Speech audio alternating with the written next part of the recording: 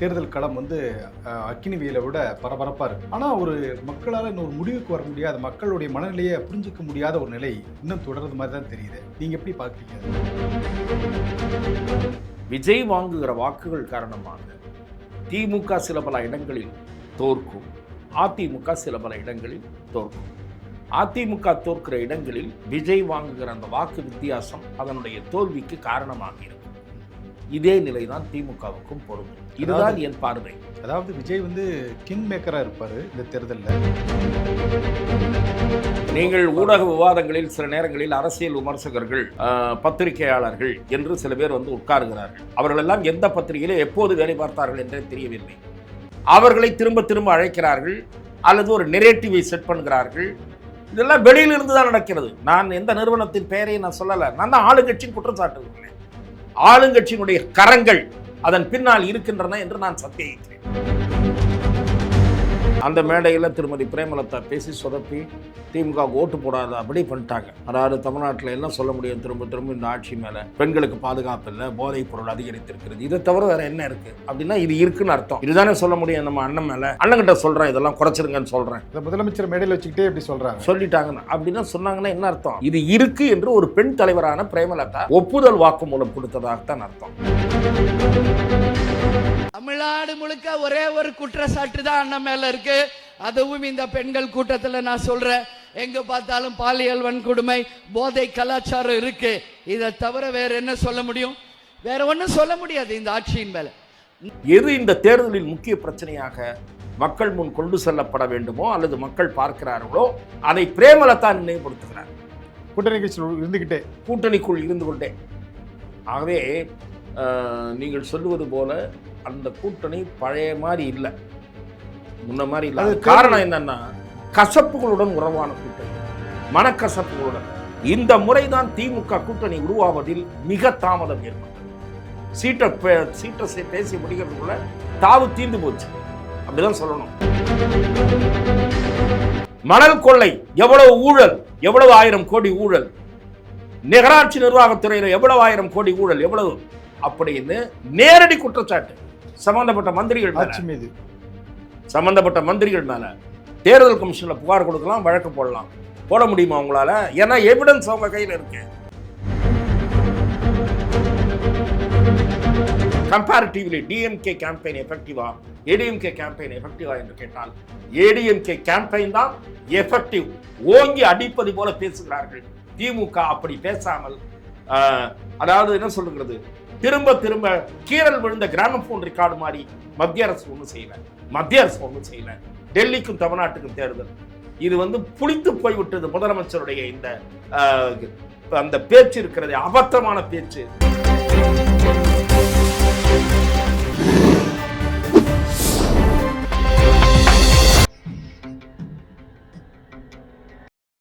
தமிழ் அலை நேயர்களுக்கு வணக்கம். இன்றைய சந்திப்பில் நம்மோடு இணைந்திருப்பவர் மூத்த பத்திரிகையாளர் துக்ளக் திரு ரமேஷ் அவர்கள். வணக்கம் சார். வணக்கம்.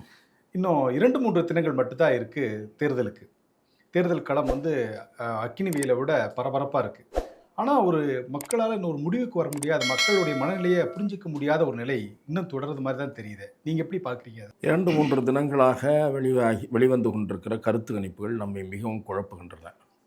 அதற்கு ஒரு வாரத்திற்கு முன்பாக வெளிவந்த கருத்து கணிப்புகள், சி ஓட்டரோ இல்லை நியூஸ் 18 அந்த மாதிரி சில கருத்து கணிப்புகள் ஒரு திராவிட முன்னேற்ற கழகம் என்று சொல்லி கொண்டிருந்தன. ஒரு 2-3 கருத்து கணிப்புகள், ஓரிரு கருத்து கணிப்புகள் அண்ணா திராவிட முன்னேற்ற கழகத்திற்கு தான் கூடுதலான வாய்ப்பு என்று வந்து கொண்டிருந்தது. ஒரு தந்தி தொலைக்காட்சி கருத்து கணிப்பு வெளிவந்து கொண்டிருக்கிறது. பல தொகுதிகளில் கடும் போட்டி என்று கடந்த 3 தினங்களாக சொல்லி கொண்டிருக்கிறார்கள். அதாவது கிட்டத்தட்ட ஒரு 150 தொகுதிகளை முடித்து விட்டார்கள். கிட்டத்தட்ட 60 தொகுதிகளில் கடும் போட்டி என்ற நிலையை சொல்லுவார்களானால், 40-50 தொகுதிகளில் கடும் போட்டி என்று சொல்லுவார்களானால், களம் அப்படித்தான் இருக்கிறதோ என்று தான் கருத வேண்டியிருக்கிறது. நானும் தமிழ்நாடு முழுவதும் இருக்கக்கூடிய பல்வேறு கட்சிகளுடைய நண்பர்கள், தெரிந்த உறவினர்கள், இவர்களோடெல்லாம் உரையாடுகிற போது சில தொகுதிகளில் குறிப்பிட்ட சில வேட்பாளர்களின் பெயரை கூறி அவருக்கான வெற்றி வாய்ப்பு கூடுதலாக இருப்பதாக கூறுகிறார்கள். சில தொகுதிகளை பொறுத்தவரை இங்கே எப்படி என்றே கணிக்க முடியவில்லை. ஏனென்றால் விஜய் கட்சியைச் சேர்ந்த இளைஞர்களும் களத்திலே தீவிரமாக காணப்படுகிறார்கள். சில இளைஞர்கள், இளம் பெண்கள் விஜய்க்கு தான் வாக்களிக்கப் போவதாக கூறுகிறார்கள். அதாவது புது வாக்காளர்கள். என்னிடத்திலே வெளியூரிலிருந்து பேசுகிற நண்பர்கள் தொடர்பு கொண்டு கேட்கிற போது சொல்லுகிறார்கள். ஆகவே தமிழக வெற்றிக் கழகம் இந்த தேர்தலில் ஒரு தாக்கத்தை ஏற்படுத்தும். அந்த தாக்கம் எந்த கட்சிக்கு உதவப் போகிறது என்பதுதான் கேள்விக்குறியாக இருக்கிறது. எனக்கு தெரிந்து தமிழக வெற்றிக் கழகம் 20% வாக்குகளை வாங்குகிறது என்று வைத்து கொண்டாலும் அந்த கட்சியால் 2 அல்லது 3 தொகுதிகளுக்கு மேல் வெற்றி பெறக்கூடிய வாய்ப்பு இருப்பதாக நான் கருதவில்லை. ஏனென்றால் சில நேரங்களில் நான் விஜய்னுடைய செல்வாக்கை மதிப்பிடுகிற போது அல்லது விஜய்க்கு இருக்கக்கூடிய ஆதரவை மதிப்பிடுகிற போது சில பேர் என்ன நினைக்கிறார்கள் என்றால், ஏதோ விஜயே ஆட்சிக்கு வந்து விடுவார் என்பது போல நான் கருதுவதாக நினைக்கிறார்கள். அத்தகைய நேயர்களுக்கு தெளிவுபடுத்துவதற்காக சொல்லுகிறேன், விஜய் இந்த தேர்தலில் பெரிய தாக்கத்தை ஏற்படுத்துவார். அந்த தாக்கம் என்பது இதிலே அதர் வேர்ட்ஸில் சொல்லுவதானால் அது அவரை பலவீனப்படுத்தி சொல்லக்கூடிய சொற்றொடர், அதாவது ஸ்பாய்லர். யாருடைய வாய்ப்புகளை எந்தெந்த ஏரியாவில் கெடுப்பார் என்பது தெரியாது. விஜய் வாங்குகிற வாக்குகள் காரணமாக திமுக சில பல இடங்களில் தோற்கும், அதிமுக சில பல இடங்களில் தோற்கும். அதிமுக தோற்கிற இடங்களில் விஜய் வாங்குகிற அந்த வாக்கு வித்தியாசம் அதனுடைய தோல்விக்கு காரணமாக இருக்கும். இதே நிலைதான் திமுகவுக்கும் பொருந்தும். இதுதான் என் பார்வை. அதாவது விஜய் வந்து கிங் மேக்கராக இருப்பார் இந்த தேர்தலில். கிங் மேக்கர் என்று சொல்வதை நான் ஏற்றுக்கொள்ள மாட்டேன். கிங் மேக்கர் என்று சொன்னால் அவர் சேர்ந்த ஒரு அணி வெற்றி பெற்று அந்த வெற்றிக்கு அவர்தான் முக்கிய காரணி என்ற கருத்தை உருவாக்கினால் அப்படி நீங்கள் சொல்லலாம். நீங்கள் ஒரு கட்சியை தோல்வியடைய செய்கிறீர்கள், அது ஒரே கட்சியாக இருந்தாலும் சரி, அப்படி சொல்வதற்கு வாய்ப்பில்லை, இருந்தாலும் சொல்லலாம். ஆனால் நீங்கள் 2 கட்சியினுடைய வாய்ப்புகளையும் வெவ்வேறு இடங்களில் கெடுப்பீர்கள் என்று சொன்னால் நீங்கள் எப்படி கிங் மேக்கர் ஆவீர்கள்? நீங்கள் வந்து ஒரு ஸ்பாயிலர். இல்லை, அவர் கிங் ஆக முடியாத சூழ்நிலையில் அவர் கிங் மேக்கராக தானே வர்றாரு. இல்லை, நான் அப்படி நினைக்கவில்லை. அது உங்கள் பார்வையாக இருக்கலாம். என்னை பொறுத்தவரை விஜய் இந்த தேர்தலில் வாங்குகிற வாக்குகள் அவருடைய எதிர்கால அரசியல் பயணத்திற்கு உதவக்கூடும். அவருடைய எதிர்கால அரசியல் பயணத்திற்கு என்று சொல்லும் போதே இன்னொரு வார்த்தையும் நான் சேர்த்தே சொல்ல வேண்டும். அவருடைய பொறுப்பின்மையை பார்க்கும்போது அவர் அரசியலில் உறுதித்தன்மையோடு தொடர்ந்து பயணிப்பாரானால் போட்டு தான் சொல்ல வேண்டும். அப்படி உறுதித்தன்மையோடு தொடர்ந்து இயங்குவது என்று அவர் முடிவெடுப்பாரானால் அடுத்த சில ஆண்டுகளுக்கு அவர் அரசியலில் இன்னும் கொஞ்சம் பெட்டராக தன்னை மாற்றிக்கொண்டு இயங்குவதற்கு முடிவெடுப்பாரானால் அவரை நோக்கி சில கட்சிகள் நிச்சயமாக வரும். அந்த அளவுக்கு அவரது தாக்கம் இந்த தேர்தலில் இருக்கும். ஆனால் ஆட்சியை பிடிக்கப் போவது திராவிட முன்னேற்ற கழகமா, அண்ணா திராவிட முன்னேற்ற கழகமா என்கிற கேள்விதான் இப்போது இருக்கிறதே தவிர அந்த இடத்தில் தாவேகா இல்லை என்பது என்னுடைய பார்வை. ஸோ நான் ஒரு கட்சியை முதலில் கழிக்க விரும்புகிறேன். தாவேகா சில தொகுதிகளில் 2ஆம் இடத்திற்கு வந்தால் நான் வியப்படைய மாட்டேன். அதில் எனக்கு வியப்பே இருக்காது. அது சில தொகுதிகள் டபுள் டிஜிட்டாக கூட இருக்கலாம். அந்த தொகுதிகள் என்பது 20-30 தொகுதிகளாக கூட இருக்கலாம். குறைந்தபட்சம் 15-20 தொகுதிகள் இருக்கும் என்பது என் பார்வை. அவர்கள் 2ஆம் இடத்தில் இருப்பது அப்படி வருவதே கூட ஒரு புதிய கட்சிக்கு சாதனை என்றுதான் நான் பார்ப்பேன். 2 பெரும் திராவிட கட்சிகள், ஆண்ட கட்சி, ஆளுகிற கட்சியை நிகராக வாக்கு வாங்குவது என்பது சாதாரணமான விஷயம் அல்ல. இதை அப்படியே வைத்துக் கொள்வோம். இதற்கு அடுத்த பார்வை என்னவென்றால், கருத்து கணிப்புகள் மக்களை குழப்பிக் கொண்டிருக்கின்றன. சில பேர் செய்வது கருத்து திணிப்பு, சில பேர் சின்சியராக மேற்கொள்வது கருத்து கணிப்பு. அந்த கருத்து கணிப்புகளில் பிழை ஏற்படலாம், ஆனால் அவர்களுடைய நோக்கம் பழுதானது என்று நான் சொல்ல மாட்டேன். கருத்து கணிப்பு ஒரு குறிப்பிட்ட கட்சிக்கு உதவவில்லை என்பதற்காக உடனே அந்த கருத்து கணிப்பு நடத்துகிறவர்களை முத்திரை குத்துவது என்பது சரியாக இருக்காது. ஆளுங்கட்சி சில கருத்து கணிப்புகளை இருட்டடிப்பு செய்ய பார்க்கிறது என்பது கூட எனக்கு கிடைக்கிற தகவல். ஆளுங்கட்சியின் சார்பில் ஊடகத்திற்கு சில டைரக்ஷன்ஸ் கொடுக்கப்படுகிறது என்று கூட கூறுகிறார்கள். ஏனென்றால் அவர்கள் அப்படி சொல்லப்படுகிற தகவல் இல்லை என்று நான் மறுக்க மாட்டேன். அதாவது அதில் அடிப்படை இல்லை என்று நான் மறுக்க மாட்டேன். ஏனென்றால் என்ன விவாதம் இன்றைக்கு எடுக்க வேண்டும் என்பதை கூட வெளியில் இருந்து இன்ஸ்ட்ரக்ஷன்ஸ் வருகிறது என்கிற அளவுக்கு ஊடகத்துறையினர் மத்தியிலே வலுவான பேச்சு இருக்கிறது. அது உங்களுக்கும் தெரிகிறது, எனக்கும் தெரிகிறது. அதாவது மீடியாவை இன்றைக்கு ஒரு குரூப் கண்ட்ரோல் செய்ய முற்பட்டிருக்கிறது. அதற்கு 1-2 பேர் ஈல்டு ஆகிறார்கள் என்று நான் பார்க்கிறேன். ஏனென்றால் அவர்கள் எடுக்கிற தலைப்புகள் எல்லாம் நோக்கங்களுடன் இருக்கின்றன. அதாவது தொடர்ந்து பாரதிய ஜனதாவுக்கு எதிராக ஒரு சித்தரிப்பு கட்டமைக்க வேண்டும். அதிமுகவினுடைய உட்கட்சி பிரச்சனை ஓய்ந்து விட்டவர்களும் கூட அது இருப்பதை போன்ற கட்டமைக்க வேண்டும் என்ற அஜெண்டாவுடன் பல நாட்கள் விவாதம் நடைபெற்றிருக்கின்றன. அந்த அஜெண்டாவுடன் நடைபெற்றதற்கு சான்று என்று சொன்னால், அதே தேதியில் தமிழ்நாட்டில் பெரிய பிரச்சனைகள் நடந்திருக்கும். ஒரு இடத்தில் கவலைக்குரிய அதிர்ச்சிக்குரிய பாலியல் அத்துமீறல் நடந்திருக்கும். ஒரு ஊழல் வெளிச்சத்திற்கு வந்திருக்கும். அதையெல்லாம் இந்த 1-2 சேனல்கள் விவாதத்திற்கே எடுக்கவில்லை. திராவிட முன்னேற்ற கழகத்தால் இயக்கப்படுகின்றன என்று நினைப்பதற்கு அவையெல்லாம் காரணிகள் என்று நான் சொல்லுகிறேன். நான் குற்றம் சாட்டுகிறேன்.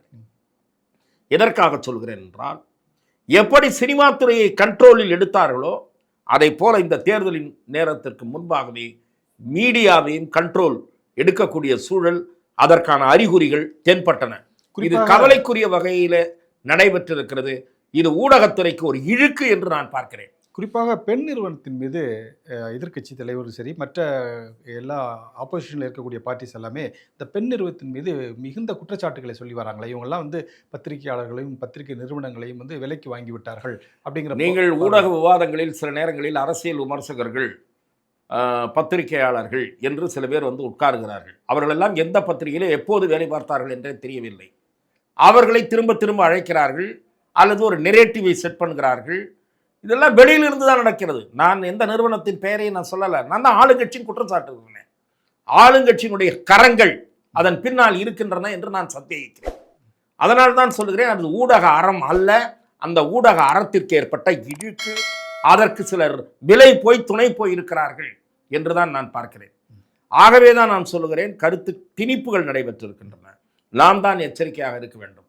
வாக்களிக்கிற மக்கள் எச்சரிக்கையாக இருக்க வேண்டும். இதுதான் நான் சொல்லுகிற செய்தி. கருத்து திணிப்புகளை பார்த்து குழம்பி விடாதீர்கள். நீங்கள் முடிவெடுக்க வேண்டும்.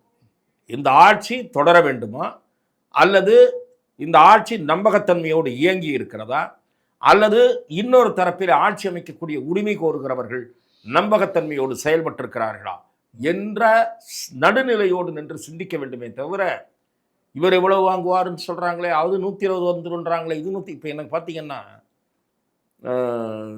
ஜூனியர் விகடன் நேற்றைய தினம் ஒரு கருத்து கணிப்பை வெளியிட்டிருக்கிறது. நான் விகடன் நிறுவன குழுமத்தின் மீது மரியாதை வைத்திருக்கிறேன். இப்போதும் நான் எந்த குற்றச்சாட்டையோ உள்நோக்கத்தையோ கற்பிக்க விரும்பவில்லை. களம் எப்படி இருக்கிறது, இல்லது இந்த கணிப்புகள் எப்படி இருக்கின்றன என்பதற்காக சொல்லுகிறேன். 121 தொகுதிகள் திமுக கூட்டணியாக அது வெல்லக்கூடிய வாய்ப்பு இருக்கிறது. அதிமுகவுக்கு அதே போல் 80 ஏதோ சில இடங்கள் கொடுத்திருக்கிறார்கள். 27-30 இடங்கள் கணிக்க முடியாதவையாக இருக்கின்றன என்று கூறியிருக்கிறார்கள். ஆக திமுக தனித்து ஆட்சி அமைக்க முடியாது என்பதை மிக தெளிவாக அந்த கருத்து கணிப்பு தெரிவிக்கிறது. இன்னொரு ஊடக நிறுவனம் அது என்ன சொல்லுகிறது என்று சொன்னால், அதுவும் கருத்து கணிப்பை வெளியிட்டிருக்கிறது. அதிமுகவுக்கு அதே 120-125 இடங்கள் கூட்டணியாக ஆட்சி அமைக்கக்கூடிய சூழல் உருவாகும். அப்படியானால் இதில் எதை நாம் ஏற்றுக்கொள்வது என்கிற சந்தேகம் வருகிறது. இது கடைசியில் மக்களை குழப்பக்கூடிய சூழ்நிலையாக இருக்கு. மக்களை குழப்பக்கூடியது. வாக்காளர்கள் மிக தெளிவாக இருப்பார்கள். ஒரு சில பத்திரிகை படித்தது, கிரேஸ் இருப்பது, இந்த டிவி பார்ப்பது, இதை ஆர்வமாக சுவாரஸ்யமாக அசை போடுவது, இவர்கள் மத்தியில் தான் அந்த குழப்பம் உருவாகும். அதாவது ஓட்டு போடுவதற்கென்று முடிவெடுத்து விட்டவர்கள் அந்த முடிவோடு இருப்பார்கள். நான் சொல்ல வந்த கருத்து என்னவென்றால், ஆக ஒருவேளை அதுதான் முடிவாக இருக்குமோ நான் சொல்லுவது. அதிமுக வந்தால் 125-130 இடம் கூட்டணியாக, யாருக்கும் பெரிய தனி மெஜாரிட்டியா பெரிய அளவுக்கு வராது அப்படிங்கிறதா, வராத அளவுக்குத்தான் சூழல் இருக்கிறதோ அதைத்தான் விஜய் உருவாக்குவாரோ, விஜய் வாங்குகிற வாக்குகள் காரணமாக அப்படி ஒரு முடிவு வராதா என்று கேட்டால் வருவதற்கு வாய்ப்பு இருக்கிறது. இன்னொரு கருத்து கணிப்போட சொல்லுது சார், இந்த முறை அமையக்கூடிய சட்டமன்ற தேர்தல் முடிவுகள் வந்து ஒரு தொங்கு சட்டசபையை தான். அதுதான் இவர் இப்போ நீங்கள் தொங்கு சட்டசபைன்னா என்னன்னா, 100 சீட்டு இல்லை 105 சீட்டு டிஎம்கே வாங்குதுன்னு வைங்க, மீதி 15, 14, 118 வேணும். Magic number. அந்த 13 சீட்டு அவங்க வேற கட்சிகிட்டேருந்து வாங்கினா அது நிச்சயமாக தொங்கு சட்டசபை தான். கூட்டணி மந்திரி சபைக்கு கொடுத்தே ஆகணும். இந்த முறை வெளியிலிருந்து ஆதரவு தரன்ற அந்த அல்வா கொடுக்குற வேலையை திமுக பண்ண முடியாது. ஏன்னா கலைஞர் காலத்திலே இதை காங்கிரஸ் அனுபவித்து விட்டது. மந்திரி சபை கொடுத்து என்ன இலாக்கான்னு சொன்னால் தான் கவர்னர் மாளிகைக்கு லெட்டர் கொடுப்பாங்க, இல்லைன்னா கொடுக்க மாட்டாங்க. அப்படியும் கொடுத்தாங்கன்னா அவங்களுக்கு மானம் இல்லாத ஒரு அரசியல் செய்கிறாங்கன்னு அர்த்தம். இந்த தடவை கூட அதிகாரத்தை வாங்க முடியலன்னா நீங்க இப்ப குறிப்பிட்டு இருங்க, சொன்னது- அதே மாதிரி தான் அதிமுக ஒருவேளை 110 வாங்குகிறது, 8 ஷார்ட் ஆஃப் மெஜாரிட்டின்னு வைங்க. அவர்களும் மந்திரி சபையில் இடம் கொடுத்தா ஆகணும். வீராப்பு வசனம் எல்லாம் பேச முடியாது. நாங்கள் ஆட்சியில் பங்கு கொடுக்க மாட்டோம், அதை தமிழ்நாட்டு மக்கள் அதான் ஏற்கிறதுக்கு முடிவு கொடுத்துட்டானே தமிழ்நாட்டு மக்கள். உங்களுக்கு மெஜாரிட்டி இல்லைன்னா கொடுத்து தான் ஆகணும். கொடுத்தோம். தலையெழுத்து 2 கட்சிக்கும். இந்த 2 கட்சியும் 120 என்ற தனியாக 120 என்று வாங்கினால் தப்பிக்கும். இல்லை என்றால் 2 கட்சிகளும் கூட்டணி கட்சிகளிடம் 2 திராவிட கட்சிகளும் கையேந்த வேண்டிய நிலை உருவாகும். சரி சார். என்னை பொறுத்தவரை கூட்டணி மந்திரி சபை வருவது நல்லது என்ற என் பார்வை. ஊழல் குறைவாக இருக்கும். தனிக்கட்சி ஆட்சியாக இருந்தால் ஊழல் அதிகமாக இருக்கும் என்பதுதான் என் பார்வை. சரி சார். இப்போ நீங்க வரக்கூடிய தேர்தல் முடிவுகள் ஒரு தொங்கு சபையா இருந்துச்சுன்னா கூட்டணி கட்சிகளை நம்பித்தான் இல்ல அதற்கும் வாய்ப்பு இருக்கிறது என்கிறேன். அந்த மாதிரி சொல்றீங்க. ஆனா இப்போ தேர்தல் களத்துல பாத்தீங்கன்னா திமுக கூட்டணி முதல்ல பாத்தீங்கன்னா ரொம்ப இன்டாக்டா இருக்குன்னு உங்களுடைய பேட்டியில் கூட நீங்க சொல்லியிருந்தீங்க. தேர்தல் அறிவிப்புக்கு முன்பு வரை ரொம்ப இன்டாக்டா இருக்குன்னு. தேர்தல் கூட்டணி எல்லாம் முடிந்து இப்போ களத்துல போன போது கூட அவங்களுக்குள்ள ஒரு ஒற்றுமை இல்லை. ஏன்னா இதுக்கு முந்தி உள்ள பிரச்சாரங்களை நீங்களும் பார்த்திருப்பீங்க. மிக நிச்சயமாக நீங்கள் சொல்வது இதுவரைக்கும் ஒரு கூட்டத்தை கூட எல்லா கூட்டணி கட்சி தலைவர்களும் கூட்டி திராவிட முன்னேற்ற கழக கூட்டணி பழைய முறை முன்பு எப்படி செயல்பட்டிருக்கிறதோ அப்படி இந்த முறை செயல்படவில்லை என்பது மிக மிக வெளிப்படையாக தெரிகிறது. It was obvious. அதாவது இன்னொன்று சொதப்பல் வேறு நடந்திருக்கிறது. திருமாவளவன் அவர்களுக்கும் திருமதி பிரேமலதா அவர்களுக்கும் இடையே கருத்து முரண்பாடு. என்னதான் திருமாவளவன் நேற்று போய் விருதாச்சலத்தில் பிரச்சாரம் செய்தாலும் அவர்கள் கட்சியைச் சேர்ந்தவர்கள் பேனரை எடுத்து காட்டினார்களா இல்லையா? திருமா கட்சியைச் சேர்ந்தவர்கள் ஏன் எழுந்து நிற்கவில்லை என்று பிரேமலதாவை நோக்கி பேனரை எடுத்து அவர்களை நோக்கி காட்டினார்களா இல்லையா? அந்த மீடியாவில் வந்ததா இல்லையா? இது ஒரு பக்கம். பிரேமலதாவுக்கு அதிக சீட்டு கொடுத்ததுனால அதில் ஒரு அதிருப்தி ஒரு பக்கம். ரெண்டாவது, காங்கிரஸுக்கு திமுக ஒத்துழைப்பு சரியாக தர்றதில்லைன்னு பல இடங்கள்லேருந்து தகவல் வருது. ராகுல் காந்தியும் ஸ்டாலினும் ஒரே மீட்டிங்கில் பேசவே இல்லை. ராகுல் காந்தி சம்பிரதாயத்துக்காக 2 நாள் வந்திருக்கிறார். அவருக்கு இந்த கூட்டணி உருவானதிலேயே விருப்பம் இல்லை. திராவிட முன்னேற்ற கழகத்துடன் கூட்டணி உருவானதிலேயே ராகுல் காந்திக்கு விருப்பம் இல்லை என்பது மிக நிச்சயமாக தெரிகிற விஷயமாக இருக்கிறது. காங்கிரஸ் கட்சியைச் சேர்ந்த பல பிரமுகர்கள் அதிருப்தியில் இருக்கிறார்கள். ஆகவே பழைய ஜெல் அந்த கூட்டணியில் இருக்கிறதா என்று கேட்டால் சந்தேகம். அதுவும் கூட திமுகவினுடைய நம்பர் குறைவதற்கு ஒரு காரணமாக அமையக்கூடும், நான் அப்படி பார்க்கிறேன். ஆகவே திமுக பழைய இதில் இல்லை. மாண்புமிகு முதலமைச்சர் ரொம்ப மெனக்கெட்டு அலைகிறாரு. ஆனால் அதற்கு நிகராக பிற கூட்டணி கட்சிகளுடைய ஒத்துழைப்பு காணப்படவில்லை என்பதுதான் உண்மை. நான் எதுக்காக அந்த கேள்வி கேட்டேன்னா சார், தேசிய ஜனநாயக கூட்டணி, அதாவது அதிமுக தலைமை தாங்கக்கூடிய தேசிய ஜனநாயக கூட்டணி பிரதமர் 5-6 முறை வந்து விட்டார். உள்துறை அமைச்சரும் கிட்டத்தட்ட 2-3 முறை வந்து விட்டார். அவங்க கூட்டணி கட்சிகள் எல்லாம் ஒரே மேடையில் வச்சு பிரச்சாரம் பண்ணி வேட்பாளர்கள்லாம் அறிமுகப்படுத்தி வச்சாங்க. ஆனால் இன்டாக்டாக இருக்கக்கூடிய கூட்டணியில் இதுவரைக்கும் அந்த மாதிரி ஒரு சம்பவமே நடக்கலையே. அதுதான் ஒரே ஒரு மீட்டிங் எல்லாம் வந்தாங்க. சேலத்தில் பிரேமலதா திருமாவளவன் எல்லாம் வந்தாங்க. அந்த கூட்டணி அந்த மேடையில் திருமதி பிரேமலதா பேசி சொதப்பி திமுக ஓட்டு போடாத அப்படி பண்ணிட்டாங்க. அதாவது தமிழ்நாட்டில் என்ன சொல்ல முடியும், திரும்ப திரும்ப இந்த ஆட்சி மேலே பெண்களுக்கு பாதுகாப்பு இல்லை, போதைப் பொருள் அதிகரித்திருக்கிறது, இதை தவிர வேறு என்ன இருக்குது அப்படின்னா இது இருக்குன்னு அர்த்தம். இதுதானே சொல்ல முடியும். நம்ம அண்ணன் மேலே அண்ணன்கிட்ட சொல்கிறேன் இதெல்லாம் குறைச்சிருங்கன்னு சொல்கிறேன். இந்த முதலமைச்சர் மேடையில் வச்சுக்கிட்டே எப்படி சொல்லிட்டாங்கன்னு அப்படின்னா சொன்னாங்கன்னா என்ன அர்த்தம்? இது இருக்கு என்று ஒரு பெண் தலைவரான பிரேமலதா ஒப்புதல் வாக்குமூலம் கொடுத்ததாகத்தான் அர்த்தம். அது திமுகவுக்கு பாதி ஓட்டை கெடுத்துருன்ற மாதிரி தான் இருக்குது.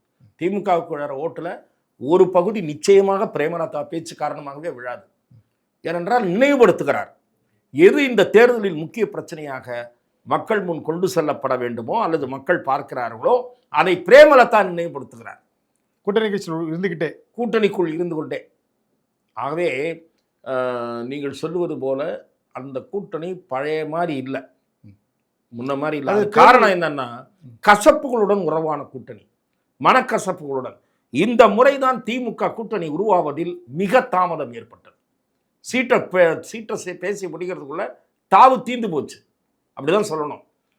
ஒரு சீட்டு குறைச்சிக்க, ஒரு சீட்டு குறைச்சிங்கன்னா அனைவரும் மனம் நொந்து வேண்டா வெறுப்பாக கையெழுத்து போட்டு விட்டு போனார்கள். இது அப்படி ஒரு கூட்டணி அது நிச்சயமாக தேர்தலில் இருக்கும்.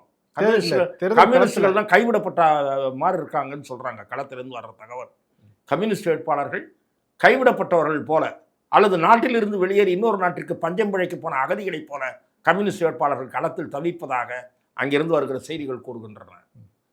ஆகவே கம்யூனிஸ்ட் வேட்பாளர்களை கைவிட்டாங்க. காங்கிரஸ்காரங்க உள்ளடி வேலை பார்க்குறாங்க. அவங்களுக்கும் இவங்க எதுவும் கவனிக்கலை, பலமான கவனிப்பெல்லாம் இல்லை. திமுக தொகுதியில் மட்டும் பலமான கவனிப்புகள் நடந்து கொண்டிருக்கின்றன. இப்படிப்பட்ட ஒரு கூட்டணியாக அது இருக்கிறது. அதிமுக கூட்டணி ஜெல்லாகி இருப்பது மட்டுமல்ல, நீங்கள் கூறியது போல பாரத பிரதமர், மத்திய உள்துறை அமைச்சர், மத்திய அமைச்சர்கள், மூத்த அமைச்சர்கள் தமிழ்நாட்டில் பிரச்சாரம் செய்து திரும்ப திரும்ப வலுவான குற்றச்சாட்டுக்களை திராவிட முன்னேற்றக் கழக அரசுக்கு எதிராக முன்னெடுத்திருக்கிறார்கள். அந்த குற்றச்சாட்டுக்களுக்கெல்லாம் பதில் சொல்ல முதலமைச்சரால் முடியவில்லை. அதற்கு மாறாக இது தமிழ்நாட்டுக்கும் டெல்லிக்கும் தேர்தல் என்று திரும்ப திரும்ப ஏதோ ஒன் டே மேட்ச் மாதிரி முதலமைச்சர் பேசிக் கொண்டிருக்கிறார். வரிசையாக குற்றச்சாட்டுகள். மத்திய அரசாங்கத்தின் நிதி முறையாக பயன்படுத்தப்பட்டிருக்கிறதா என்ற கேள்வியை கேட்கிறார்கள். மத்திய அரசாங்கத்திற்கு போதிய நிதி ஒதுக்கவில்லை என்று சொல்லுகிறீர்கள். எத்தனை லட்சம் கோடி இந்த கடந்த 4 ஆண்டுகளில் தமிழ்நாடு அரசு பெற்றிருக்கிறது என்பதை சொல்லியிருக்கிறார்கள். எடப்பாடி பழனிசாமி அவர்களுடைய ஆட்சியையும் சேர்த்து சொல்லியிருக்கிறார்கள். என்ன சொல்லியிருக்கிறார்கள்? யூபிஏனுடைய காங்கிரஸ் கூட்டணியினுடைய திமுக அங்கம் வகித்த அந்த ஆட்சி, மத்திய ஆட்சி 10 ஆண்டு காலத்தில் தமிழ்நாட்டிற்கு என்ன நிதி கொடுத்ததோ அதை விட 2 மடங்கு நிதி கூடுதலாக மோடி அரசு பதவிக்கு வந்த பிறகு தமிழ்நாட்டுக்கு கொடுத்திருக்கிறது என்பதை வெறுமை ஏதோ மேடையில் சொல்லிட்டு போல. அவங்க 10 லட்சம் கோடி கொடுத்தாங்க, நாங்கள் 20 லட்சம் கோடி கொடுத்தாங்கன்னு சொல்லலை.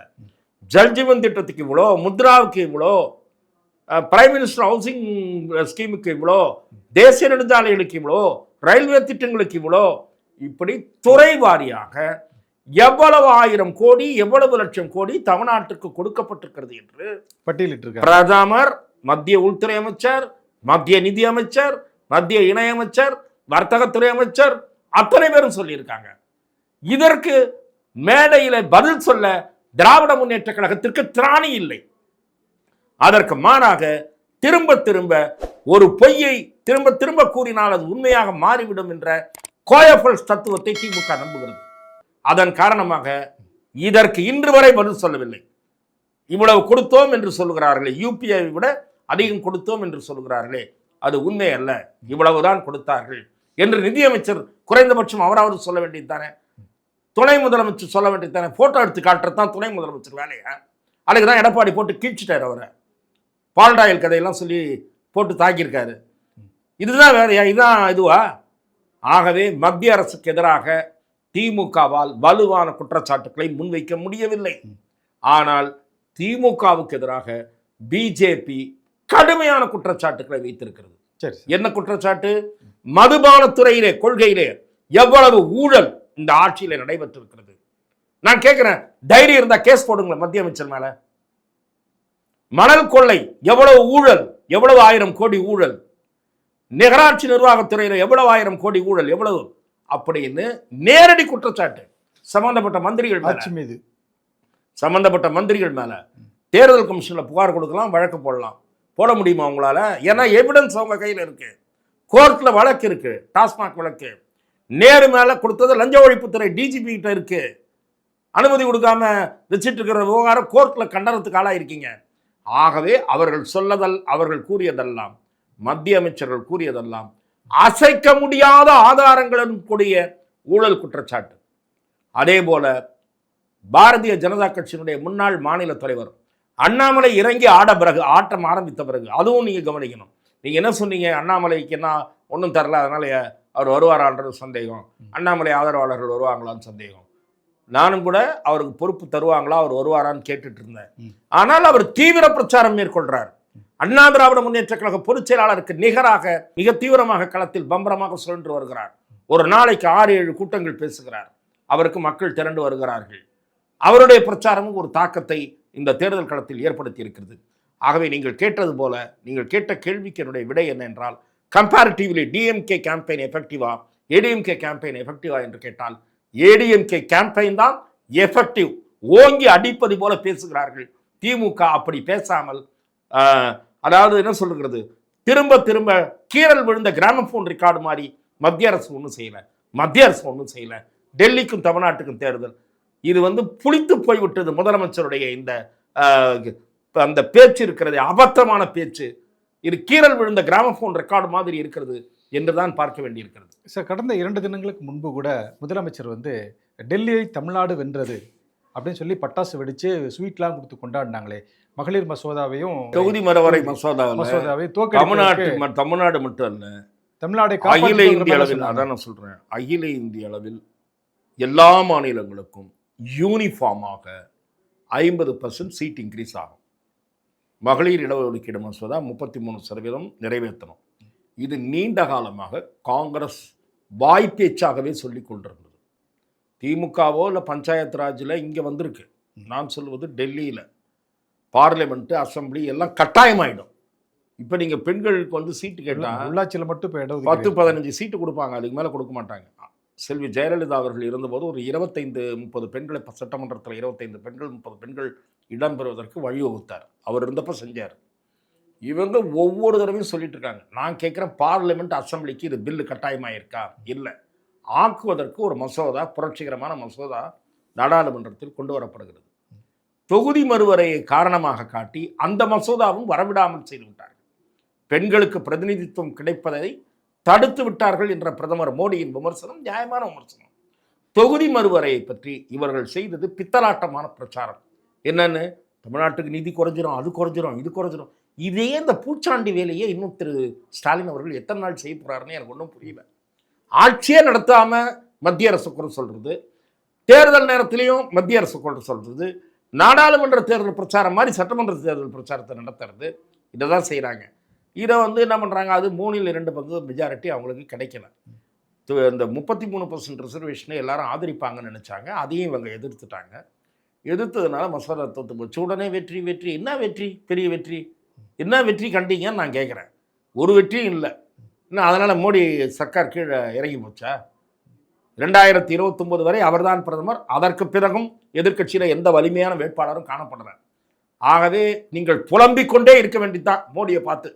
திமுகவும் அதனுடைய கூட்டணி கட்சிகளும் ஐயோ அவர் செல்வாக்கு உயர்கிறதே என்று வயிற்றெரிச்சலில் புலம்பலாமை தவிர மோடி அரசை உங்களால் இன்ச்சு கூட அசைக்க முடியாது. சார், இந்த தேர்தலில் வந்து அதிமுக ஒரு பக்கம் தீவிரமாக பிரச்சாரம் பண்ணிட்டு இருக்காங்க, திமுக ஒரு பக்கம் தீவிரமாக பிரச்சாரம் பண்ணிட்டு இருக்காங்க. அதிமுக சொல்லக்கூடிய குற்றச்சாட்டு, திமுக வந்து ஆட்சிக்கு வந்த பிறகு தமிழ்நாட்டில் வந்து போதைப் பொருள் அதிகரிச்சிருச்சு, பாலியல் குற்றச்சாட்டுகள் பெருகி போச்சு, இந்த மாதிரி நிறைய குற்றச்சாட்டுகளை அடுக்கிக்கிட்டே போகிறாரு அவருடைய பிரச்சார பயணங்களில்.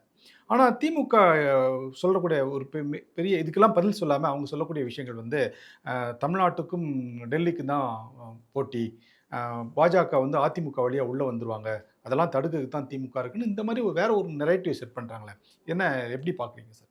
இல்லை, நான் இந்த தேர்தலில் எது முக்கியமான பிரச்சனையாக மேலோங்கி வந்தால் ஆட்சி மாற்றம் நடைபெறுவதற்கு அதிக வாய்ப்பு இருக்கிறது என்று நான் கருதுகிறேன் என்றால், வாக்களிக்கக்கூடிய வாக்காளர் பெருமக்கள் தமிழ்நாட்டில் இருக்கக்கூடிய போதை கலாச்சாரம், குறிப்பாக கஞ்சா புழக்கம், 24 மணி நேரமும் கிடைக்கக்கூடிய டாஸ்மாக் மதுபானம், அதன் மூலமாக விளைகிற குற்றங்களின் எண்ணிக்கை பெருகுவது, குறிப்பாக பாலியல் அத்துமீறல்கள் அதிகமாக நடைபெறுவது, இவையெல்லாம் இதற்கு காரணம் போதை புழக்கம். அது கஞ்சாவாக இருக்கலாம், டாஸ்மாக்காக இருக்கலாம். வசதி படைத்தவர்கள் மத்தியில் தான் மற்ற போதையெல்லாம் கிடைக்குது, எல்லாருக்கும் கிடைக்கிறது இல்லை. நித்தப்பட்டமையெல்லாம் சாதாரணமான ஆளுங்க யூஸ் பண்ணுறது கஞ்சா, சரக்கு, கள்ளசாராயம், இதெல்லாம் தான். ஸோ இது அதிகரித்திருக்கிறது இந்த ஆட்சியில். போன ஆட்சியில் 24 மணி நேரமும் மது கிடைத்தது என்று யாராலும் சொல்ல முடியாது. இந்த ஆட்சியில் 24 மணி நேரமும் 75% கடைகள் சைடு வழி என்று ஒரு விற்பனை நடைபெறுகிறது என்பதை நான் சொல்லவில்லை. டைம்ஸ் ஆஃப் இந்தியா பத்திரிகை, ஜூனியர் விடன் பத்திரிகை 2-3 முறை சுட்டிக்காட்டிவிட்டது. ஜூனியர் விடனில் 4 பக்கம் கட்டுரை போட்டாங்க, எந்தெந்த ஊரில் எந்த கடைன்றது உட்பட. டைம்ஸ் ஆஃப் இந்தியா சென்னை மட்டும் போட்டாங்க. ஆகவே இந்த அவலட்சமான, அதாவது சமூகத்திற்கு பெருந்தீங்கு விளைவிக்கக்கூடிய இந்த விஷயம் இந்த தேர்தலில் முக்கிய பிரச்சனையாக மக்கள் சிந்தித்து வாக்களிப்பதற்கு முன் அவர்கள் இதை சிந்திப்பார்களானால், ஏனென்றால் எடப்பாடி பழனிசாமி அவர்கள் பல விஷயங்களோடு இதையும் சேர்த்து பேசுகிறார், வேறு பல விஷயங்களும் பேசுகிறார், அதோடு சேர்த்து இதையும் பேசுகிறார். ஆனால் மக்களுக்கு திமுக தரப்பில் இந்த நீங்கள் சொன்னதை தவிர, டெல்லியை தவிர அவங்க மிஞ்சி மிஞ்சி போனால் திரும்ப சொல்கிறது, உங்கள் கணக்கில் ரீசெண்டாக 5000 போட்டோம், இந்த 1000 ரூபாய் 2000 ரூபாய் ஆக்குறோன்றாங்க. எடப்பாடியை நானும் 2000 ஆக்குவேன்றாரு, விஜய் 2500 தருவேன்றாரு, விஜய் அதிமுக வந்தவுடனே 10000 ரூபா உங்கள் வறுமையெல்லாம் போக்குறதுக்கு பேங்க்கில் போடுறேன்றாங்க. இந்த அறிவிப்புகள்லாம் ஒரு பக்கம் இருக்கட்டும், 8000 ரூபா கூப்பனு, 10000 ரூபா ஃப்ரிட்ஜு, 10000 ரூபா கணக்கில் போடுறது, ஃப்ரிட்ஜு வாங்கி தரேன்றதெல்லாம் இருக்கட்டும். இதில் ஏமாந்தாலோ தேர்தல் நேரத்தில் கொடுக்குற 1000 ரூபா ஓட்டுக்கு பணம் கொடுக்க போகிறாங்க, 1000 ரூபாலேருந்து 3000 ரூபா வரைக்கும் கொடுக்கறதுக்கு பிளான் பண்ணியிருக்காங்கன்னு எனக்கு தகவல் சார்.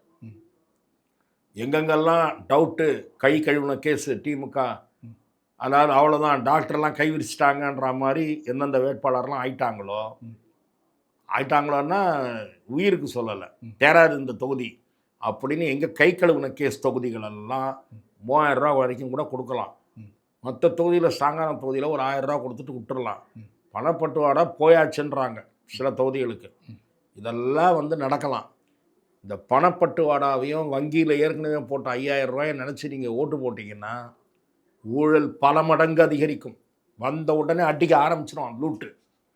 அப்புறம் சொத்து வரியெல்லாம் ஏற்றாமல் கவர்மெண்ட் நடத்த முடியாது. ஏன்னா அவங்க கொடுத்துருக்கிற வாக்குறுதியெல்லாம் பார்த்தா மக்களை வாட்டி வதைத்து கசக்கி பிழிந்து தான் சர்க்கார் நடத்த முடியும். உலக வங்கியில் இன்னொரு 10 லட்சம் கோடி கடன் ஏறிடும். அடுத்த 2-3 வருஷத்துலேயே ஏறிடும். இப்போயாவது 5 ஆண்டு முடிவில் ஒரு 5 லட்சம் எழுதியிருக்காங்க. அப்போ அடுத்த தடவை பார்த்தீங்கன்னா 10 லட்ச ரூபா கோடி எக்ஸ்ட்ரா ஆகிருக்கும். 10 + 10 20 லட்சம் கோடியில் விட்டு போவாங்க. அதுக்கு மேலே விட்டாலும் ஆகலாம். ஆகலை, இந்த கவர்ச்சிகரமான வாக்குறுதிகளையும் பணத்தையும் நம்பி மக்கள் வாக்களிக்கக்கூடாது. இதுதான் முக்கியமாக இந்த தேர்தலில் பார்க்க வேண்டிய விஷயம். பணம்தான் ஊழலுக்கு தொடக்க புள்ளி. தரமற்ற சாலைகள் இருக்கும், கழிவுநீர் வடிகால்கள் 2 மாதத்தில் போடப்பட்டாலும் 2 மாதத்தில் சாக்கடை தண்ணீர் ரோடில் வரும். உங்கள் வீடுகளில் இருக்கக்கூடிய அடைப்பு சரி செய்யப்படாமல் ரோடுகளுக்கு வர்ற இடத்துல சாக்கடை கீழே போகாமல் மேலே வந்து நிற்கும். ஏன்னா 10%, 15% ஏற்கனவே வாங்கி கொண்டிருக்கிற கமிஷன் 30% அதிகரிக்கும். ஏனென்றால் 25 கோடி 30 கோடி செலவு பண்ணிட்டு உங்களுக்கான ஆட்சி நடக்காது. ஆகவே தமிழ்நாட்டிற்கு பாதுகாப்பு முக்கியமா, தமிழ்நாட்டு நலனின் சிந்தித்து ஒரு செயல்பட வேண்டிய அதற்கு யார் சரியாக இருப்பார்கள் என்று என்ற இஷ்யூ, அதாவது தமிழ்நாட்டு மக்களுடைய பாதுகாப்பு நலன் பேணப்படுவது, ஊழல் குறைவான அரசு, இப்படித்தான் பார்த்து மக்கள் வாக்களிக்க வேண்டும். அப்போதுதான் அந்த அரசியல் என்பது ஓரளவாவது நேர்மையானதாக இருக்கும். ஆகவே அப்படி தமிழ்நாட்டினுடைய பாதுகாப்பு, ஏற்கனவே நடைபெற்றிருக்கக்கூடிய குற்றங்கள் எண்ணிக்கை குறையணும், ஊழல் குறையணும், இதையெல்லாம் சிந்தித்து ஒருவேளை மக்கள் வாக்களிப்பதற்கு, அந்த கவர்ச்சியில் மயங்காமல் வாக்களிப்பதற்கு மக்கள் தீர்மானித்தால் அதிமுகவின் வாய்ப்புகள் கூடும் என்று நான் பார்க்கிறேன். அதாவது இப்போ தேர்தலில் வாக்களிக்க போகக்கூடிய வாக்காளர்களுக்கான ஒரு கேள்வி. இப்போது வீக்காக இருக்கக்கூடிய தொகுதிகள் எல்லாமே வந்து காசை கொடுத்து சரி பண்ணிடலாம் அப்படிங்கிறாங்க. காசு வாங்கின பாவத்துக்காக ஓட்டு போட்டுறோம்னு சொல்லி நினைக்கக்கூடிய வாக்காளர்களுக்கு நீங்கள் சொல்லக்கூடிய மெசேஜ்? இல்லை, காசு வாங்கிட்டு நான் தானே இப்போ உங்களுக்கு அதுதான் சொல்லி கொண்டிருக்கிறேன். காசு வாங்கினா ஓட்டு போட்டுருணுன்றது ஒரு கிராமத்து புறங்களில் பெருமளவுக்கு இருக்குது. நகர்ப்புறத்தில் மாற்றி கூட போடுவான். நகர்ப்புறத்தில் என்ன நினைப்பான்னா, இவன் வீட்டு காசையாக கொடுத்தான், அடித்து வச்சிருக்கிற காசை கொடுத்தான், நல்லா கொள்ளை அடித்தான் கொடுக்குறான், கொடுக்க வேண்டியது தான் அப்படின்னு நினச்சிக்கிட்டு ஒரு 10 பேரில் 4 பேர் போட மாட்டான். நகர்ப்புறத்தில் 4-5 பேர் போட மாட்டான் எனக்கு தெரிஞ்சு. கிராமப்புறத்தில் 10 பேரில் 8 பேர் போட்டுருவான். 2 பேர் தான் இந்த கிராமத்தில் நினைக்கிறேன். ஐயோ காசு வாங்கிட்டமேனு ஓட்டு போடுறாங்க. காசு வாங்கிட்டேமேனு ஓட்டு போட்டால் அதற்கு பிறகு அந்த பிரதிநிதியை கேள்வி கேட்கிற உரிமையை, தார்மீக உரிமையை நீங்கள் இழந்துருவீங்க.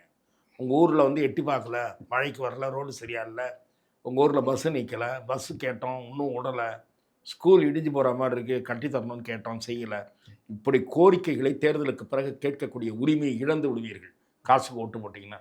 சும்மாவை போட்டிங்க, காசு வாங்கிட்டு தானே போட்டிங்கன்னு அவன் கட்சிக்காரனே வந்து உங்களை கேட்பான். ஆகவே இது மக்கள் சிந்திக்க வேண்டிய விஷயம் என்று நான் பார்க்கிறேன். ஓகே சார், நன்றி, வணக்கம் சார். வாய்ப்புக்கு நன்றி.